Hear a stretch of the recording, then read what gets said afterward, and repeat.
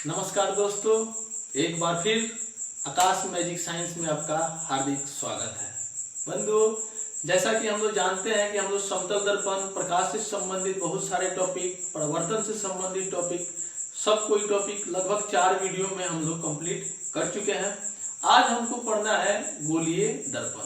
चलिए पढ़ते हैं गोलीय दर्पण। देखिए गोलीय दर्पण क्या है, सबसे पहले हम जानते हैं। तो देखिए गोलीय दर्पण क्या है। वह दर्पण जिसका परावर्तक सतह किसी खोखले गोले का एक भाग होता है उसे हम गोलीय दर्पण कहते हैं। समझते हैं क्या बोल रहा है ये चीज कि वह दर्पण जिसका परावर्तक सतह का मतलब क्या होता है।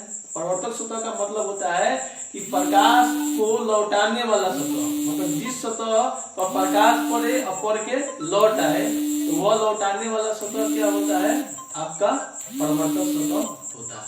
ठीक है जी। तो वह दर्पण जिसका परावर्तक सतह किसी खोखला गोला का एक भाग है। खोखला गोला का मतलब क्या होता है। खोखला गोला का मतलब हो गया आपका, जैसे हम प्लास्टिक का गेंद ले लिए, उसके अंदर कुछ नहीं होता है, खाली होता है ना, तो उसको हम खोखला गोला बोलते हैं। ठीक है ना जी। आपका गोली हो गया, गोली आपका खोखला गोला नहीं है, उसके अंदर भी देखिए होता है मटेरियल, ये खोखला गोला नहीं हुआ। ठीक है ना। तो बात हम समझ गए। अब चित्र में समझते हैं। ये देखिए गोला हो गया, इसके भीतर कुछ नहीं है, एकदम खाली है, ब्लैंक है, तो ये आपका कौन सी हो गया, आपका खोखला गोला। ठीक है जी। तो देखिए अब खोखला गोला हो गया। खोखला को दर्पण बनाने के लिए कभी भी हम सतह पर क्या करते हैं, कलई करते हैं। किस चीज का, चांदी का परत चढ़ाते हैं। तो देखिए इसमें इस गोला पर 2 तरीका से परत चढ़ा सकते हैं हम चांदी का। एक चीज बाहर से चढ़ा सकते हैं कलई, और दूसरा क्या है जी अपना, दूसरा हम अंदर से चढ़ा सकते हैं ना जी। देखिए तो अब देखिए इसको 2 चीज हो गया आपका। तो एक दर्पण हो गया, ये इसका बिना कलई वाला भाग हुआ, यानी ये जो है आपका परावर्तक सतह हुआ। ठीक है ना जी। इसका परावर्तक सतह कौन है, ये बाहरी सतह, बिना कलई किया हुआ जो सतह होता है वही क्या होता है, आपका परावर्तक सतह होता है। तो देखिए ये जो दर्पण है आपका, तो इस दर्पण का परावर्तक सतह उठा है कि धंसा है, धंसा है ना जी। तो इसलिए इसका नाम है अव मतलब धंसा हुआ, तल का मतलब होता है सतह, मतलब इसको बोलते हैं अवतल दर्पण। वैसा दर्पण जिसका परावर्तक सतह धंसा हो उसको कौन दर्पण बोलते हैं, अवतल दर्पण। अवतल दर्पण का दूसरा नाम क्या होता है, वो होता है अभिसारी दर्पण। ये भी याद रखिएगा, अभिसारी दर्पण। ठीक है, ये बात भी हम समझ गए। दूसरा दर्पण है जिसका परावर्तक सतह उठा हुआ है। तो उ मतलब होता है उठा हुआ, और तल का मतलब होता है सतह, मतलब वैसा दर्पण जिसका परावर्तक सतह उठा हो उसको कौन दर्पण बोलते हैं, हम उत्तल दर्पण बोलते हैं। इसका दूसरा नाम क्या है, अपसारी दर्पण। अपसारी दर्पण। तो ये चीज भी आप ध्यान में रखिएगा। अवतल दर्पण और उत्तल दर्पण, ये दोनों चीज आप लोग समझ गए। ठीक है ना जी। इनका नाम भी हम लोग जान गए। चलिए अब हमको क्या जानना है, गोलीय दर्पण से संबंधित कुछ महत्वपूर्ण पद का नाम हम लोगों को जानना है। चलिए जान जाते हैं कुछ महत्वपूर्ण पद कौन कौन है। देखिए ये गोलीय दर्पण हो गया ना आपका, गोलीय दर्पण है ना एक, ये भी।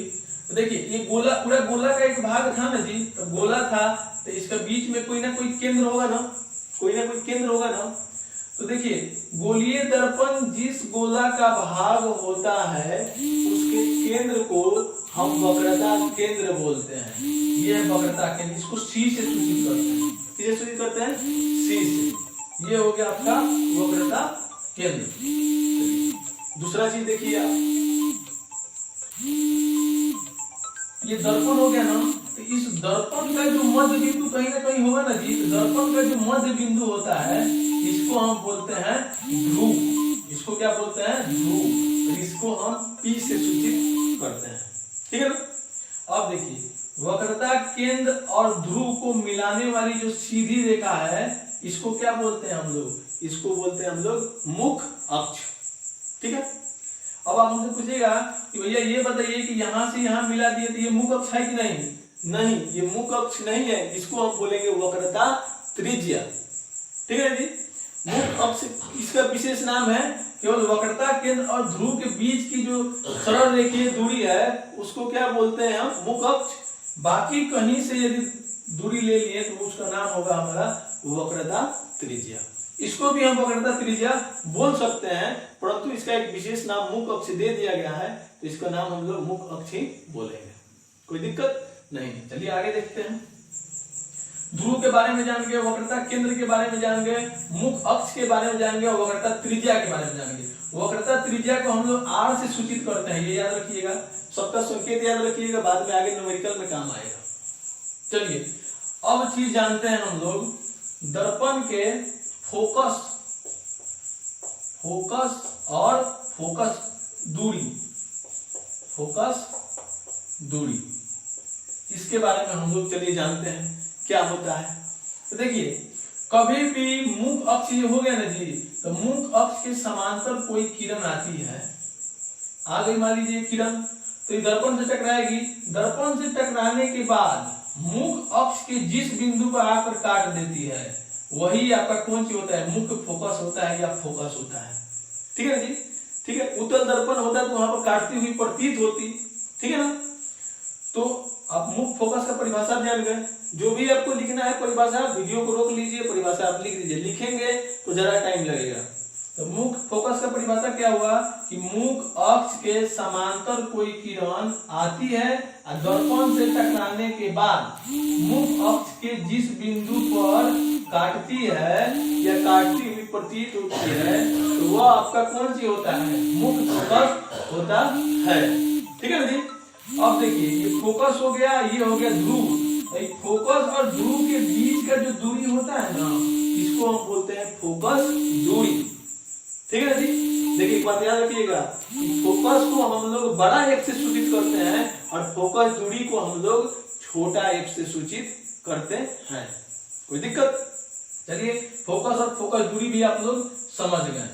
चलिए कुछ किरण आरेख के बारे में हम लोग जान लेते हैं।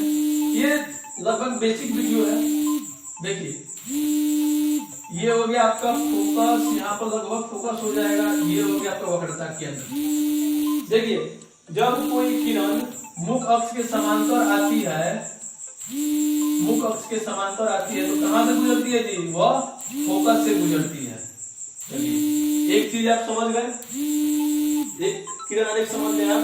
दूसरा किरण आरेख आप समझिए कि इसका उल्टा, कि जब कोई किरण फोकस से होकर गुजरे, जब कोई किरण ऐसे फोकस से होकर गुजरे तो वह दर्पण से परिवर्तन के बाद कहाँ होती है? मुख अक्ष के समांतर निकलती है। ये बात भी आप समझ गए। यहाँ फोकस से जब ले जाएंगे तो मुख अक्ष के समांतर आपका निकलेगी। ये बात भी जान गए हम।